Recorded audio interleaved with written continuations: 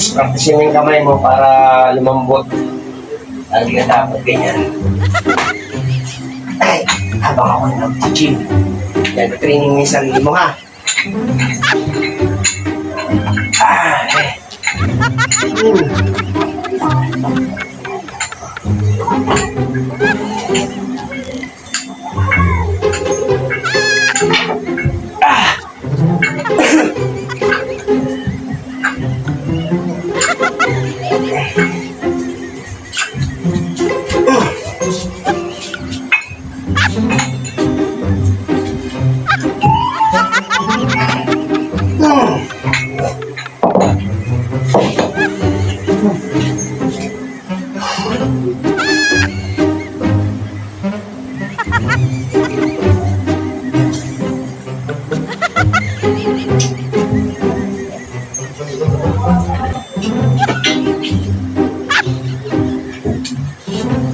Yan.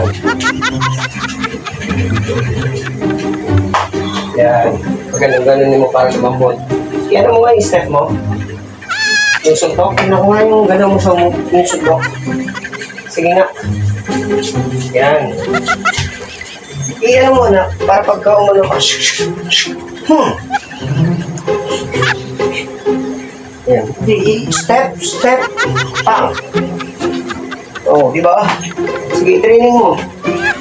Training ka, ha? Para lagi kang matuto agad.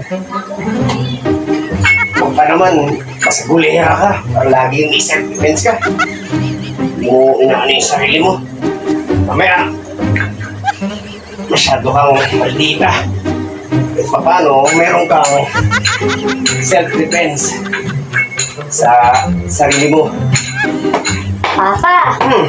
Turuan mo nga po mag-self-defense. Ay, nako. Gusto mo yung pamatuto? Ate, huwag ka dyan magpatulong. Sa akin ka na magpatulong.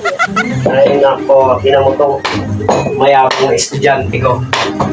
Hindi pa nga pulido yung galaw. Gusto nang magturo sa'yo. Tabi. Tignan ko nga kung marunong ka na talaga. Ikaw, tinuturuan pa nga lang kita. Gusto mo na mag-offer magturo. Sige nga, paano mo ako ito? O, di ba? Ito, tandaan mo lagi, makinig ka sa akin. O, pag may pumalo sa yung ganito, ito self-defense niya. Sige, tira dito. O, kailangan, pagpalo, titik mo to. O, pag sumaksa, halimbawa. O, dito mo siya. Di ba? O, isa pa, palo dito. Palo. Yan. Palo dito. Yan. Saksa. O, dito yan. Why? Ang galing mo naman, Papa. O. Pero may isa ka pang hindi mo makakaya. Ano yun? Tingnan natin kung makakaya mo. O, halimbawa, nilak kita. Hindi ka makakawala kasi lagay niyan, ako nag-gym ako.